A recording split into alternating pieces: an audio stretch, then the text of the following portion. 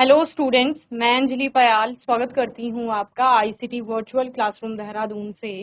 कैसे हैं आप सब लोग? उम्मीद करती हूँ आप सब लोग अच्छे होंगे और अपनी लाइफ में बहुत बेहतर कुछ कर रहे होंगे।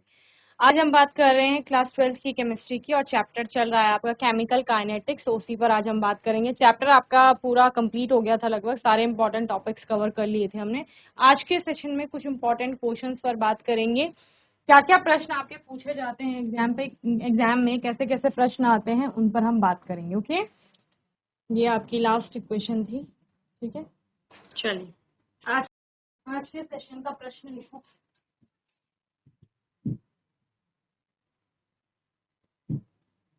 प्रश्न है आपका, प्लेटिनम सतह पर आपने देखा था NH3 का अपघटन हो रहा था। प्लेटिनम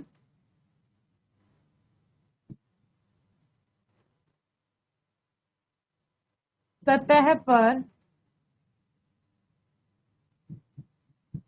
NH3 का अपघटन एक NH3 का अपघटन एक कौन सी कोटि की अभिक्रिया है? शून्य कोटि की अभिक्रिया। ठीक है, एक शून्य कोटि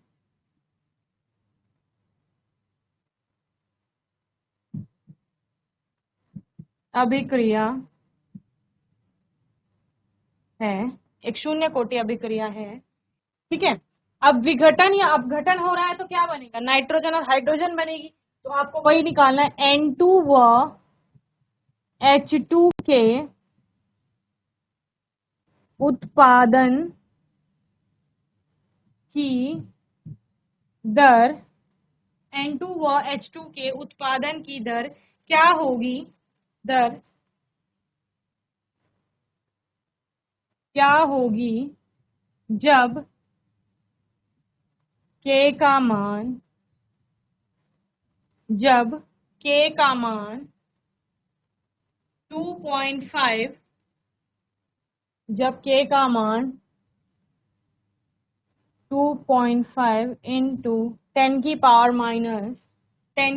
माइनस 4, जब K का मान 10 into 10.5 into 10 to the power minus 4 mole litre inverse second inverse हो। ठीक है, तो आपको प्रश्न में क्या दिया गया है? प्रश्न में क्या दिया गया आपको? सबसे पहले NH3 का विघटन हो रहा है। ठीक है ना, तो NH3 का विघटन होके क्या बनेगा आपका? N2 और H2 बनेगा। ठीक है, हल करो इसको, अभिक्रिया लिखिए। NH3 से आपका क्या बन रहा है यहाँ पर? N2 प्लस H2 बन रहा है। ठीक है, अब बैलेंस करो इस प्रकार से।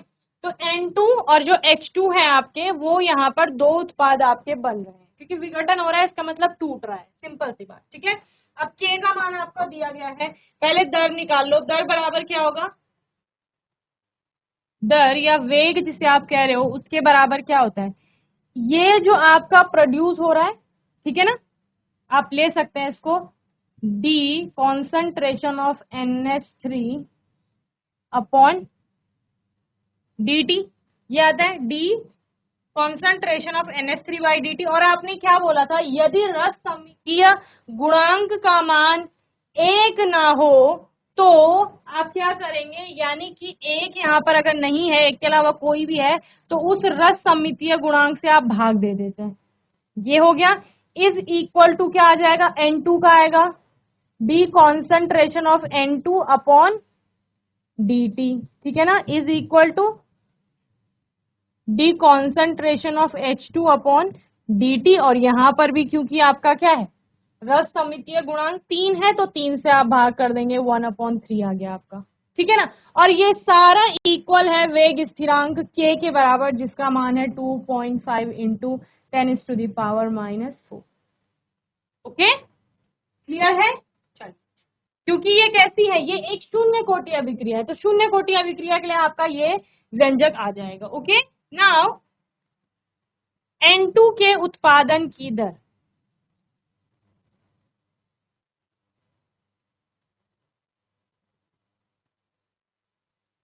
क्या हो जाएगी, ये वाली हो जाएगी D concentration of N2 upon dt is equal to 2.5 into 10⁻⁻⁴। ये हो गई इसके उत्पादन की दर।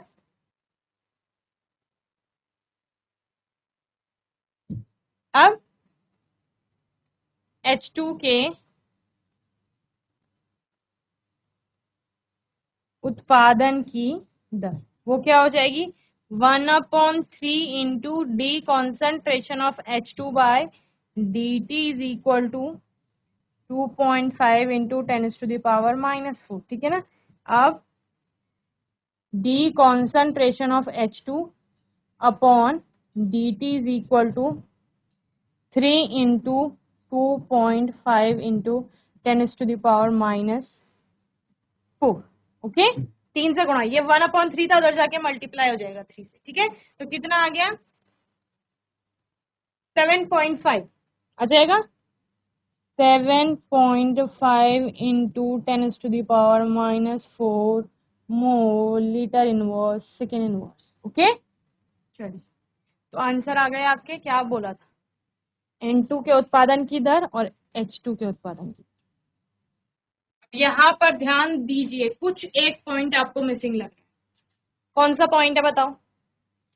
जो NH3 का है वो क्या हो रहा है, अपघटन हो रहा है। तो जब अपघटन होगा, मैंने आपको बार बार बताया है, अभिकारक के लिए आप दर में माइनस चिन्ह का प्रयोग करते हैं। समझ रहे हैं, किसका प्रयोग करते हैं, माइनस चिन्ह का प्रयोग करते हैं। चलिए एक और न्यूमेरिकल लिखिए। प्रश्न है आपका, एक प्रथम कोटि अभिक्रिया को 30%, एक प्रथम कोटि अभिक्रिया को 30%, एक प्रथम कोटि अभिक्रिया को 30% या अभिक्रिया में 30%, अभिक्रिया में 30% वियोजन होने में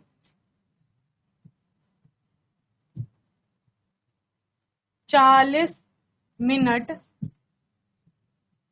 का समय लगता है। एक प्रथम कोटि अभिक्रिया में 30% वियोजन होने में 40 मिनट का समय लगता है। अभिक्रिया की अर्ध आयु की गणना कीजिए।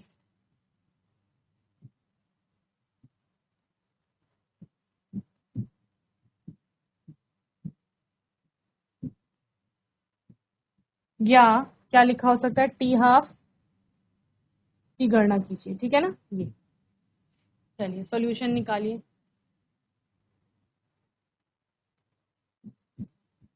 हाँ, अब क्या है देखो,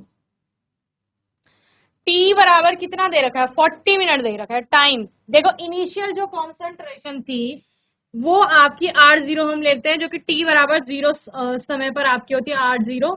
ठीक है, कॉन्सेंट्रेशन जो होती है आपकी, ठीक है, कॉन्सेंट्रेशन ऑफ R की सांद्रता ये है।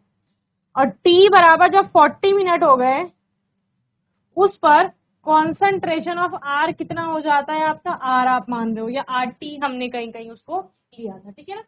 अब हमने क्या बोला, सपोज R0, देखो यहाँ तो हमें कॉन्सेंट्रेशन नहीं बताई गई है, हमें क्या बोला है, जितनी भी मात्रा थी उसमें 30% की आपकी क्या आ गई है, कमी आ गई, यानी कि उतना वो वियोजित हो गया है। तो इनिशियल कॉन्सेंट्रेशन जो आपकी R0 है वो सपोज हम 100 ले लेते हैं। ठीक है, 100 ले लेते हैं। अभी 100 से हम क्या निकालेंगे आपका, बताओ। उसके बाद 30, अगर 30% कम हो गया तो कितना बचेगा आपका, RT कितना हो जाएगा, या R0 माइनस 30 आप क्या कर लेंगे, RT कर लेंगे, जो कितना हो जाएगा, 70 हो जाएगा। समझ रहे हो। अब हमारे पास क्या क्या है, हमारे पास R0 आ गया है, T आ गया है, RT भी आ गया है। ओके, अब फॉर्मूले में वैल्यू पुट करो। लिखो प्रथम कोटि के लिए क्या निकाला था आपने, K is equal to 2.303 upon T log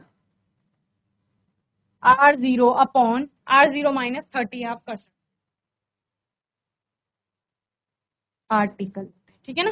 तो 2.303 अपॉन 40 मिनट्स, ठीक है ना, 40 मिनट्स इंटू लॉग R0 कितना था आपका 100/70, ठीक है। तो आपका आ गया 2.303 अपॉन 40 लॉग 1 पॉइंट कितना आ जाएगा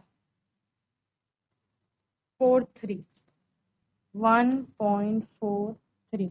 अब 1.43 का लॉग ले लो, 1.43 का लॉग ले लीजिए, कितना आता है 0.1554 समथिंग, ठीक है ना।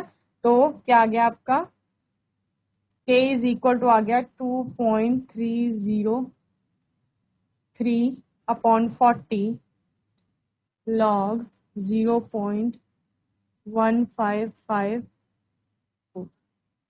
इसको कैलकुलेट करेंगे, k का मान निकालेंगे, ठीक है ना। कितना आ जाएगा आपका k का मान, सेकेंड इनवर्स, ठीक है,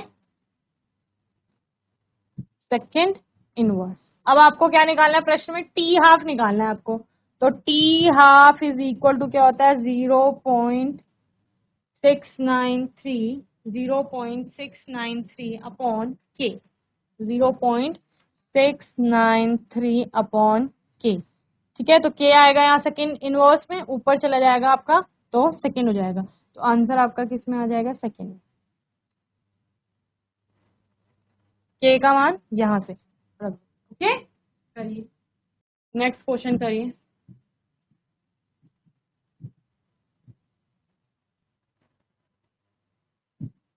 एक प्रथम कोटि अभिक्रिया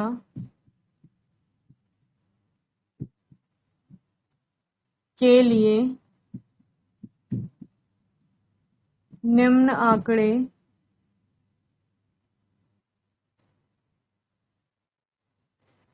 दिए गए हैं,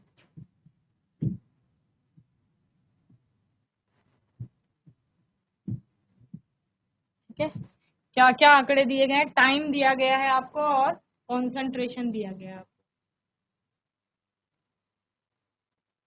टाइम दिया गया है सेकंड में, ठीक है ना, और आर की कॉन्सेंट्रेशन दी गई है आपको किसमें, मोल पर लीटर, ठीक है। टाइम बराबर 0 सेकेंड, उसके बाद टाइम बराबर 30 सेकेंड, 30 का इंटरवल लिया गया है, 30 second, 60 seconds and 90 second, okay. अब कॉन्सेंट्रेशन ऑफ आर है जो आपका अभिकारक, धीरे धीरे आपको पता है विघटित होगा, वियोजित होगा, तो उसकी सांद्रता कम होती जाएगी। तो पहले उसकी सांद्रता होती है 0.55, 0.55, देन 0.31, देन 0.17, देन 0.17, देन 0.085, ठीक है। तो आपको दिख रहा है कॉन्सेंट्रेशन जो है, सांद्रता जो है वो धीरे धीरे घट रही है। पहले 0.55 था, देन 0.31 हो गया और कम हो गया, देन 0.17 हो गया और कम हो गया, देन 0.1 से भी कम हो गया, 0.085 आपका यहाँ पर कॉन्सेंट्रेशन हो गई है, ठीक है ना। अब ये तो आपको आंकड़े दिए गए हैं, प्रश्न में आपको निकालना क्या है, आपको निकालना है 30 से 60 सेकंड में, यानी इन दोनों के बीच 30 से 60 सेकंड के बीच औसत वेग ज्ञात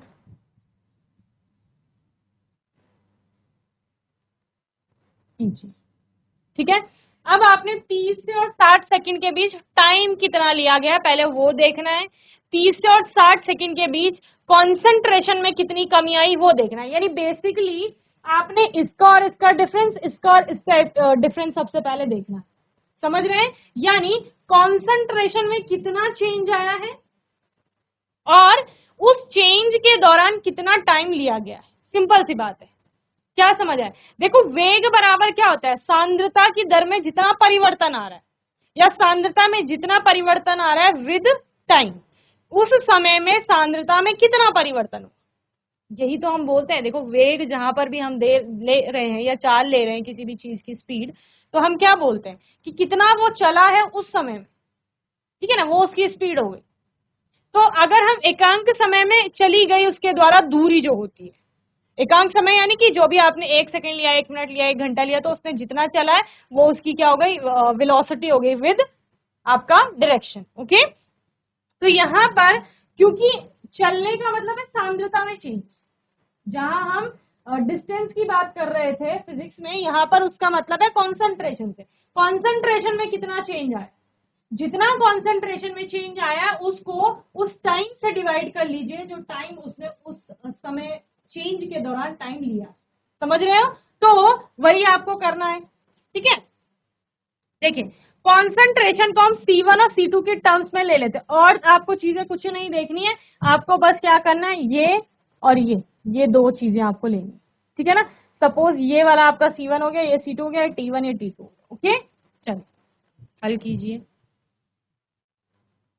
चेंज इन कॉन्सेंट्रेशन हम ले लेते हैं। ओके, जहां पर हम बोलेंगे T1 is equal to 30 second, ठीक है ना। उस T1 पर आपका R1 जो था वो था 0.31, ठीक है ना। T2 जो आपका समय था वो था 60 सेकेंड, और R2 जो आपकी कॉन्सेंट्रेशन थी उस टाइम पे 0.17 थी, ठीक है। हमको निकालना है delta T is equal to T2 minus T1, ठीक है ना, और निकालना है delta R is equal to R2 minus R1। Okay, चलिए करिए अब। और जब आप औसत वेग की बात करेंगे, किसकी, औसत वेग, तो औसत वेग बराबर हो जाएगा आपका जितना सांद्रता में परिवर्तन आया है बटे लिया गया समय। सांद्रता में परिवर्तन यानी डेल्टा आर और बाय डेल्टा टी, ठीक है ना। तो डेल्टा आर का मतलब क्या है, R2 माइनस R1, और डेल्टा टी का मतलब है T2 माइनस T1, ठीक है ना। तो R2 कितना आया आपका बताओ, 0.17 माइनस 0.31 R1 बटे 60 माइनस 30। तो ये औसत वेग आपका आ जाएगा, इसको कैलकुलेट करिए, माइनस 0.14/30, इसको कैलकुलेट कर लो, आंसर आ जाएगा आपका। ठीक है, अब देखिए यहाँ पर जो ये माइनस साइन आ रहा है, ये क्या इंडिकेट कर रहा है, आपका माइनस साइन इंडिकेट कर रहा है कि आपका क्या हो रहा है, सांद्रता घट रही है, ना। 0.55 से 0.31 से 0.17 देन 0.085, तो सांद्रता आपकी धीरे धीरे घट रही है ना। अभिकारक आपका वियोजित हो रहा है, या अभिकारक की दर में आप क्या बोलते हो कि ह्रास आ रहा है, कमी आ रही है, या अभिकारक विलुप्त हो रहा है और उधर उत्पाद आपका क्या है, बढ़ता है। इसी प्रकार से तो अभिक्रिया आपकी संपन्न होती है। ठीक है, चलिए नेक्स्ट क्वेश्चन करिए।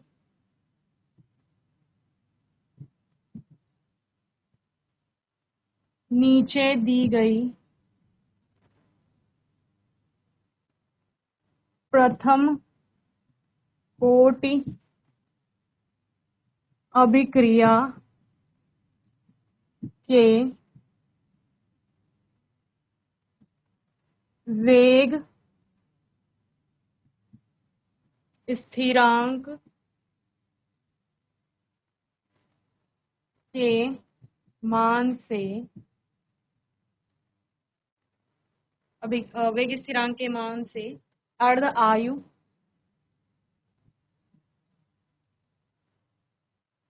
जो कि आपका क्या है, टी हाफ की गणना कीजिए। ठीक है ना, तो प्रथम कोटि अभिक्रिया बोला है तो सबके लिए फॉर्मूला सेम लगेगा। ओके, चलिए अब क्या क्या मान दिए गए हैं, पहला लिखिए 200 सेकेंड इनवर्स, ठीक है ना। सेकेंड, अगर प्रथम कोटि नहीं भी लिखा होता तो सेकेंड इनवर्स से आप लोग आइडिया ले लेते कि ये क्या है, प्रथम कोटि की अभिक्रिया होगी। ठीक है ना, दूसरा है आपका 2 मिनट इनवर्स, ठीक है ना, ये मिनट में दिया गया है आपको 2 मिनट इनवर्स। और थर्ड है आपका